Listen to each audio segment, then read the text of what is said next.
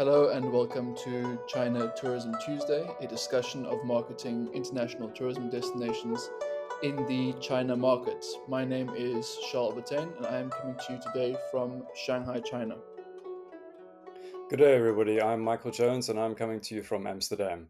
And today we're going to be talking about just having a quick chat about some market research about a very important emerging trend in China and across the world, which is family travel as a big driver of outbound tourism and spend, especially if not volumes. So, Michael, you have come across an interesting piece of some market research. Could you perhaps give us just the main sort of themes that we should be looking at with this market research? Yeah, absolutely. So I was speaking to a friend the other day that works for a national tourism board, and we were talking about the whole category of family travel, thereby meaning family travel with children specifically.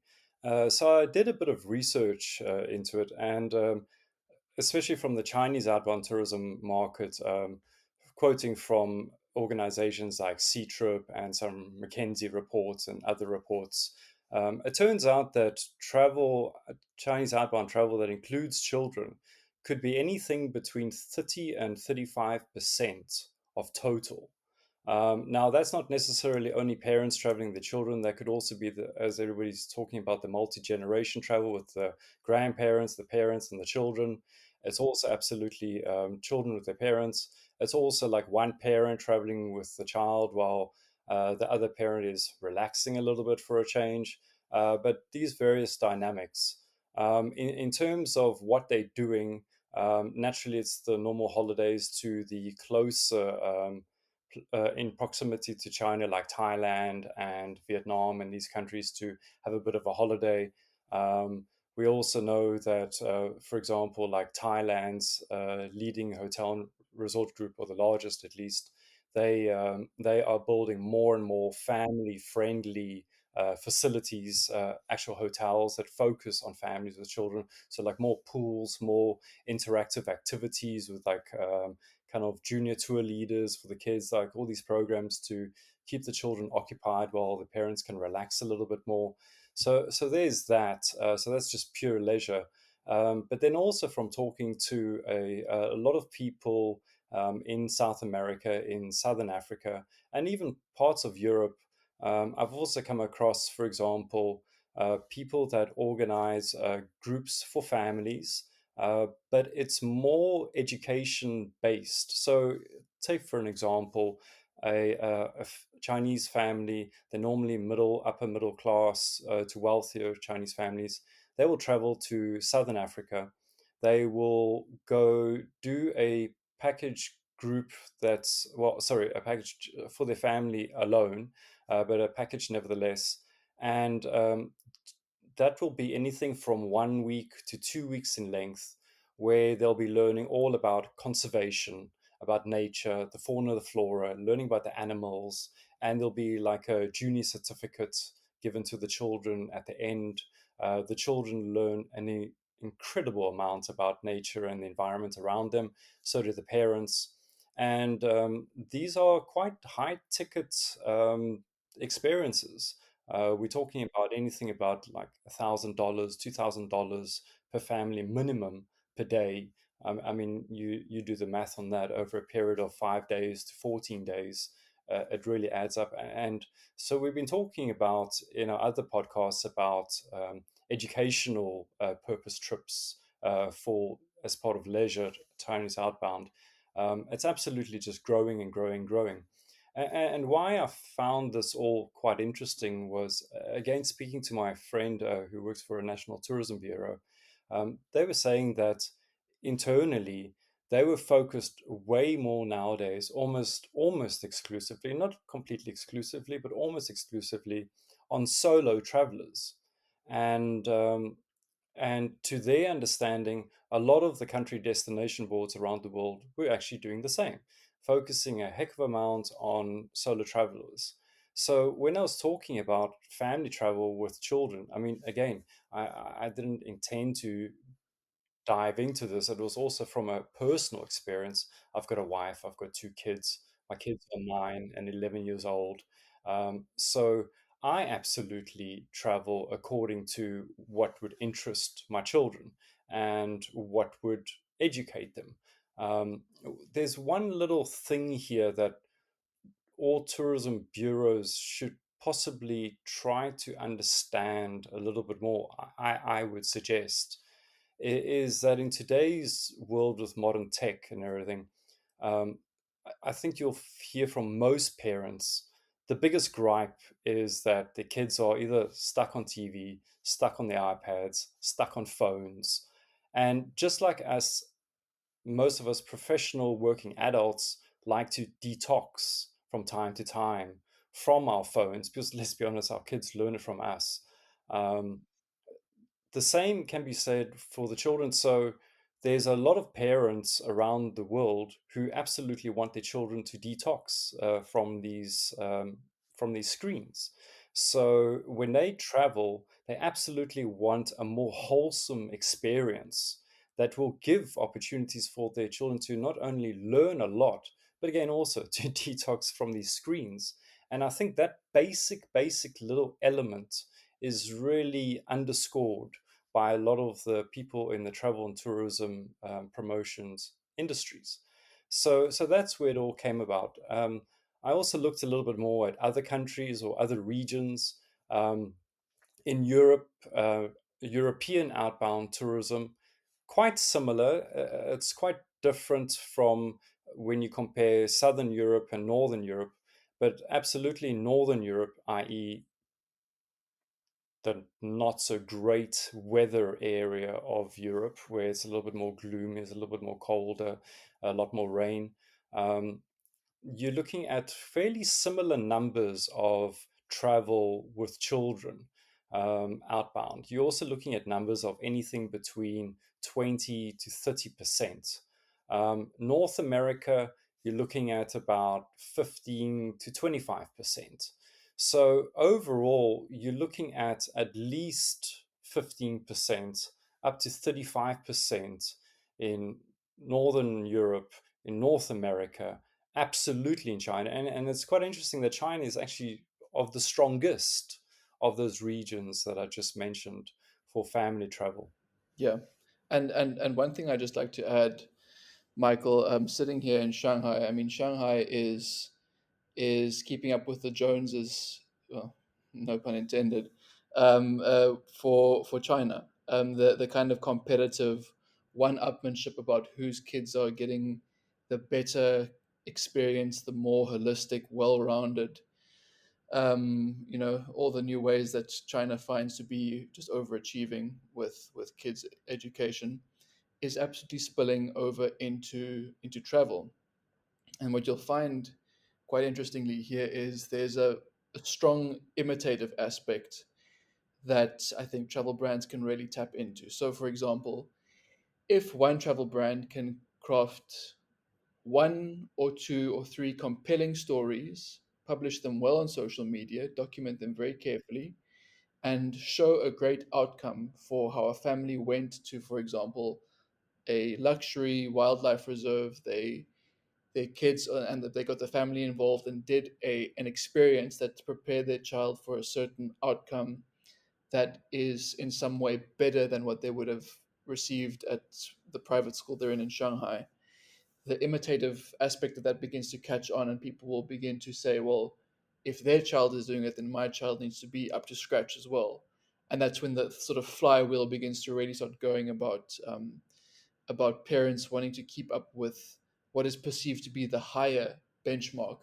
Because whether we like it or not, China in 2025, the outbound tourism market, is a game of speaking to those wealthy families that have the money to be able to leave the country in the first place and to not just do, a little bit of domestic tourism. You'll see a lot of middle class and sort of younger people here doing things that they call gap weekends or gap days, not gap years anymore.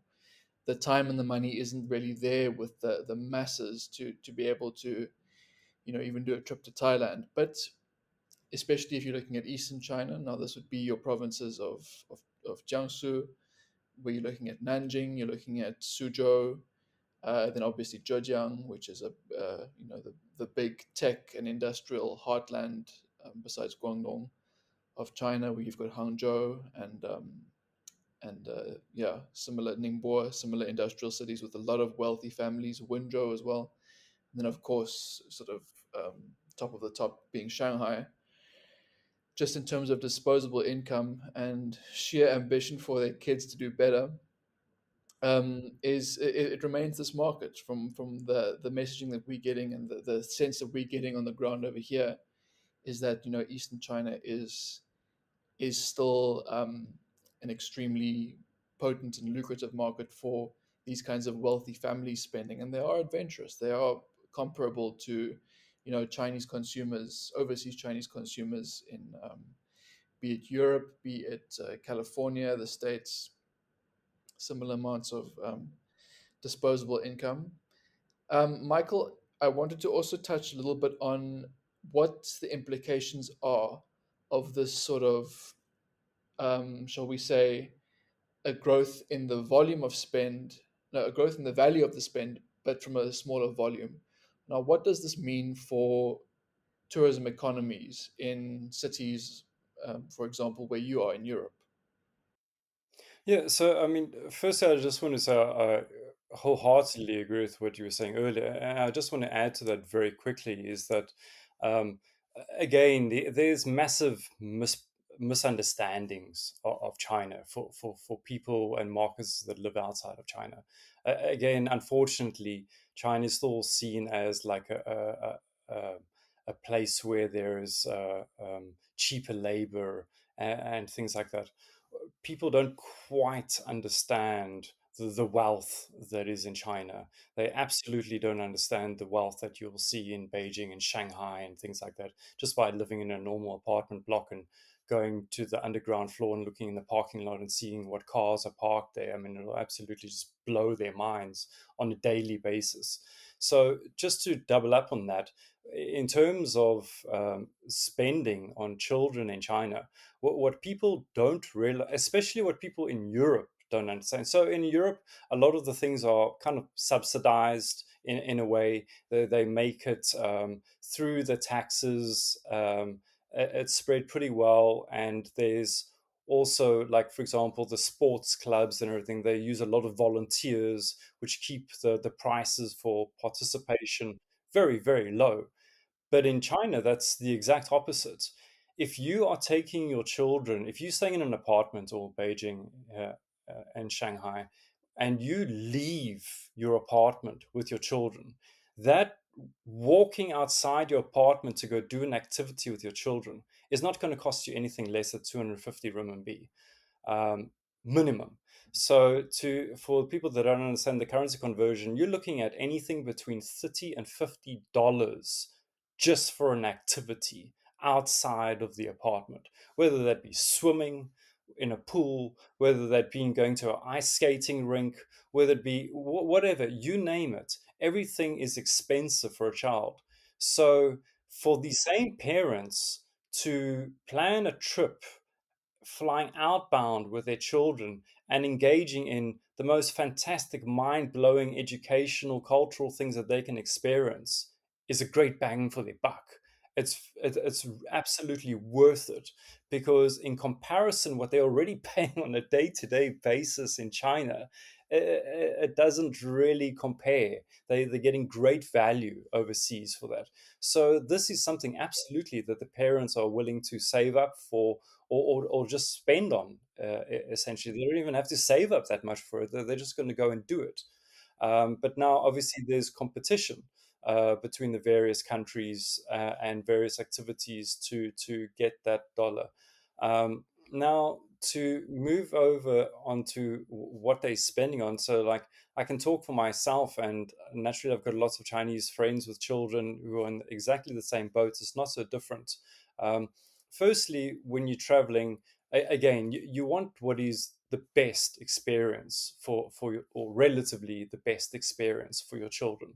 So you're absolutely going to go to all the cultural and historical museums. You're going to do things that are nature related, light activity, light adventure. related. Um, of course, you're absolutely not spending a cent in a bar or a nightclub. You're not necessarily going to the top Michelin restaurants, but you're also not going to like the fast food restaurants, which all the younger travelers and student travelers are going to. You're going to more family, more authentic type experience restaurants. Um, if you are staying in a hotel, you are getting the biggest room, which is the family suites, or you're getting two hotel rooms instead of one. The mother is with one child and the father is with the other child. Um, you are getting larger transportation. You're renting vans instead of a smaller vehicle. When you're Ubering with a bigger one, not a smaller one. All these things obviously add on to the price. And don't even get me started on the airplane tickets. That's an entirely different story. But also the thing is, and if you're staying self catering or a mix between hotels and self catering kind of thing, you are absolutely, and they are, Chinese tourists absolutely are, they're spending money in the local grocery stores. They're spending money at the markets. They're going on farm tours. They are really spending a certain constant, they are spreading the spend quite a bit more in the local economy than travelers would be doing. The travelers will pretty much be going to the same places, spending their money in the same places. Whereas the family travels, they are absolutely, they're not only, and that's the other thing, they're not just staying in the city. Absolutely not. You'll spend 1 or 2 days in the city, and then you'll go to the countryside areas and things like that. So absolutely, they are spreading the spend far more than solo travelers are. So that's why I think it is absolutely a very, very exciting market. Absolutely. And um, one thing that's a bit daunting for me as someone in tourism marketing is that at some point we're all going to have to become experts on what 7 and 8 year olds are into, whether it be whether it be games and movies and just basically kid stuff in general, because these will be the emotional strings that will influence parents' decision making. So, whether it be Minecraft or Pokemon or whatever kids are into these days, this will be a massive influencing factor that decides just in terms of the IP. I'm guessing I don't have kids of my own, but parents will be asked by their children and very easily convinced that we need to go to location XYZ because it was in this game or it was in this movie, and there's an emotional bond already built with that. So let's start with you know you've got kids. Tell me what what are they into, and how does that shape the way that you guys travel, and how do you think that'll play into China? Absolutely. Sure, I wish I could have my kids on this podcast. Alas, yeah, they're at school right now. But I've got two sons. They are 9 and 11 years old. So from a China perspective, okay, so I'm in tourism, so I do get to travel quite a bit for tourism, and I am very fortunate that I get to take my children with from time to time on that. So I can give you some of the highlights, kind of thing. And again, these will be no different from other absolutely Chinese children. I mean, my kids still have their friends in Beijing that they still communicate with on WeChat and things like that. So, for example, from a Beijing perspective, what my kids always remember most, funnily enough, is going to Atmosphere, the tall on top of the tallest building in Beijing, where they could have like a hot chocolate and have an incredible view of the whole city. For whatever reason, that stuck in their brains the most. Then naturally, the various restaurants, they love Chinese food, so the restaurants also is part of the thing. If you want to make, I think a lot of kids again also more from the Chinese hotel experience, buffet breakfasts. buffet breakfasts are an absolute winner for these children. They get a thrill out of taking a plate and getting to choose whatever they want. It's democratized.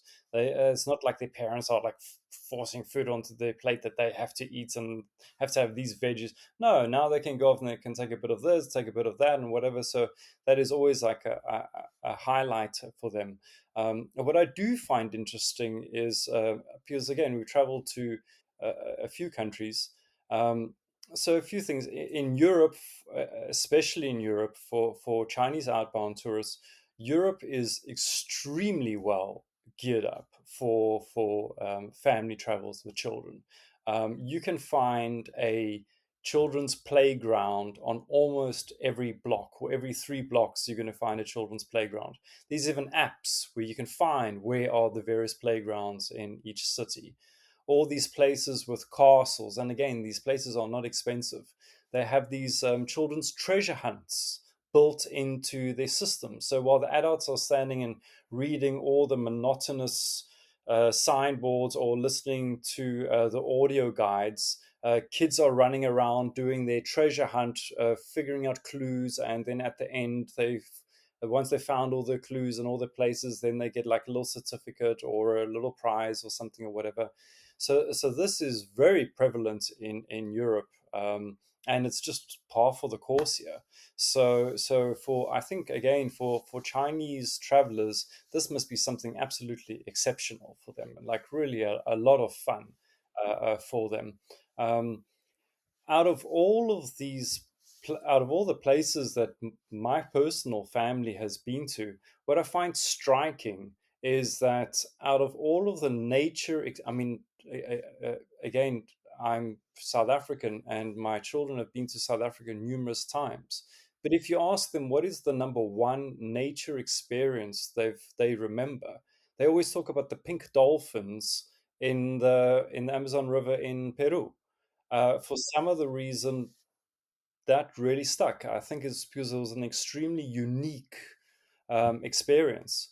Also, having said that, I mean, I'm sorry, I'm going to do a little bit of not on purpose push here, but one of our clients that we work with, the Aquila collection outside of Cape Town. My children absolutely loved seeing the wildlife there, the elephants, and going on the safari rides and things like that, where they do allow children of all ages, because in the more serious conservation parks, they don't necessarily allow children. Um, so there is just absolutely so much out there. And but I would say ultimately it comes down to two basic things. Number one, the destination has to be safe, obviously, but that's no different from Chinese normal outbound tourism. That's rule number one. It's got to be safe. And then, besides that, anything that has historical, cultural, or nature wise benefits from an education perspective, that is also very important. But again, here we're not talking about anything different from your senior Chinese travelers and things like that. These are also essentials for your quote unquote your normal tourists out of China. So I find it interesting that you can be selling the same destinations, but again, just more geared towards on your marketing side towards children. Um, One thing we were chatting about a little bit before, and I found it quite striking. So I don't know for those out there that know or don't know, but Pokemon is making a huge comeback, and the reason is there's a new Pokemon TV series called Horizon, and so my kids are really into it. They're meeting up with their groups of friends on Sundays and Saturdays, and they're going and playing Pokemon Go, chasing and catching these Pokemons. What's an interesting group dynamic about it is that some Pokemons you can only beat and capture if there's a team attack.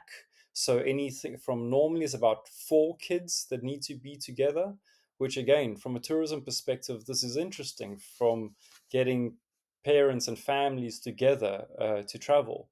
Um, what is also interesting is that they also have quite a bit of fitness as part of it. Some of the Pokemon activities, you need to walk quite a few kilometers to be entitled to attack and catch that Pokemon. So again, it's kind of healthy.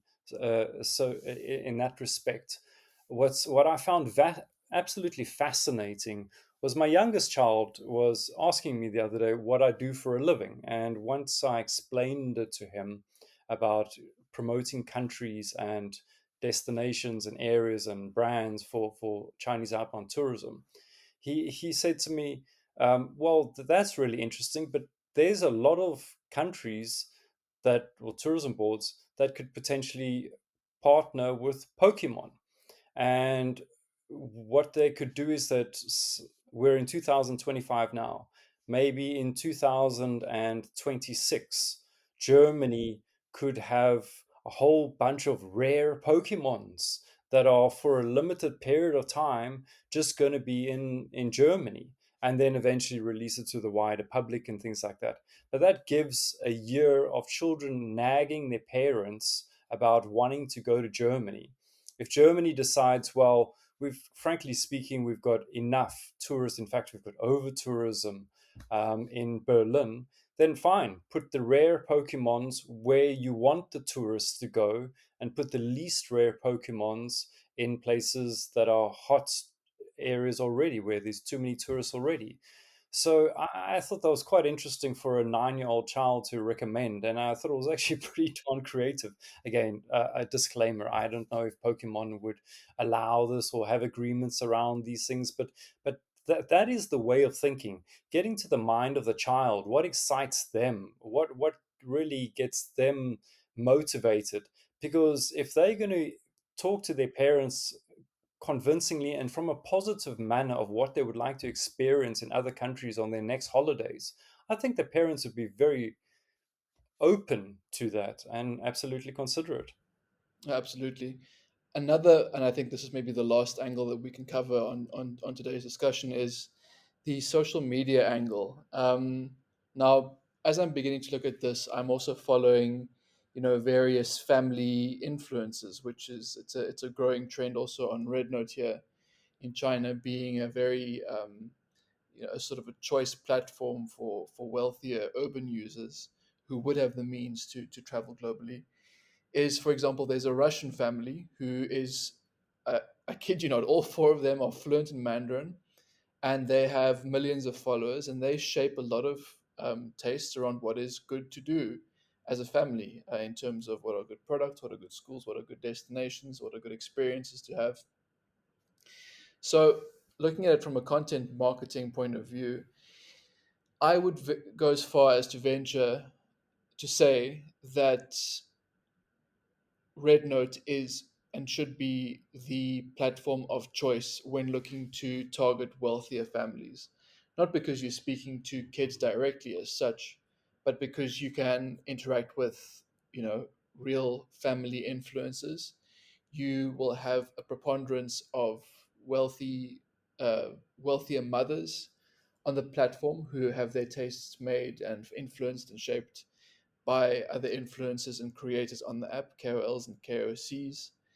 So, in a nutshell, I would say, if tourism boards are looking to plug into this trend and just more generally be kind of aligned with what outbound tourism is in China in 2025 and with the Chinese speaking world, not just in China, but from LA to Bangkok to Shanghai to Urumqi, it's going to be Red Note. The people who have the money to be able to buy, Hermes designer handbags, which are very strongly marketed on Red Note, are going to be the people who have the money to take the whole family overseas to Germany or to South America or to South Africa. So if all the market stats that we tend to put out on the show weren't enough to convince travel brands already, Red Note is important. This is maybe just another data point that I would say, for higher end travel brands, country tourism boards. looking to seriously engage with China, Rednote remains your platform of choice and something that I would deeply consider investing in if I were a decision maker in one of these organizations. Totally. I mean, absolutely. I mean, Rednote, as we all know, is the go-to platform for China, and especially from the Chinese outbound tourism perspective. This is where not only your normal consumers and potential tourists are going to be looking for information, but absolutely the same for families. There's no difference between men following particular accounts and women following particular accounts of their interests than families following particular accounts of interests. Look, I mean, ultimately, social media and social media sharing is, I would still, and maybe I'm going to get into trouble here, but it's still ultimately a way of showing off, right? It's still about like I am better than you in so many ways, and it's no different for families. I'm not saying that people want to necessarily always show off or things like that, but people also want new ideas, new creative things. They want the opportunity that they can also be having some bragging rights about where they've been with their children. I'm sure that some people also want to have some bragging rights for the children, that the children can be telling their friends as to which cool, unique places that they went to and things like that. But be that as that may, I mean, Rednote is the place in the Chinese social media ecosphere at the moment where you can be doing these kind of things. And it is interesting that there is this kind of family related travel content that exists on Rednote. There's no doubt about it, but I would venture to say that the majority of that is user generated from within China itself. I would also venture to say that a lot of the national tourism boards, because a lot of them are focused on solo travel, are not necessarily doing this kind of content. Same as that many of the national tourism boards are not creating focused content around targeting Chinese senior travelers either. Same thing. There are so many gaps in this market right now from a tourism marketing perspective on Red Note that I think that those that have a bit of a more medium to long term focus could absolutely benefit from if they put in the right platforms now. So, a final thought from my side, Michael, and then we can wrap up today's discussion. So, I think it's important that as you mentioned, travel organizations and tourism boards that don't have a very set idea about who their customer is going to be, it would be a productive exercise to sit down with partners in China and really ask the question, who are going to be our main source markets? Who are our main visitors? Where are they? How old are they? And then what is the format of their travel? And really zoom in on those pain points. In the current market, it is maturing. You really do, as a destination, need to zoom in and say, okay, what are the pain points that I can solve? What are the aspirational pain points, the logistical pain points that I can solve for, be it silverhead tourism, be it individuals, young people, be it families. So a bit of a double click and a zoom in from these destinations would be very helpful, I think, to their China market share. Michael, any final thoughts before we wrap up? No, that's 100%. I hope everybody enjoyed or got a little bit of an insight about this particular category of Chinese outbound tourism from a family traveling with children's perspective. I think people shouldn't be daunted about this. I think it's a really exciting market, and absolutely consider making it part of your plans. Awesome. If you have any questions or comments about today's episode, you can reach out to us at marketing@cconsulting.com.cn, or you can search us on LinkedIn under Create Consulting. We look forward to hearing from you.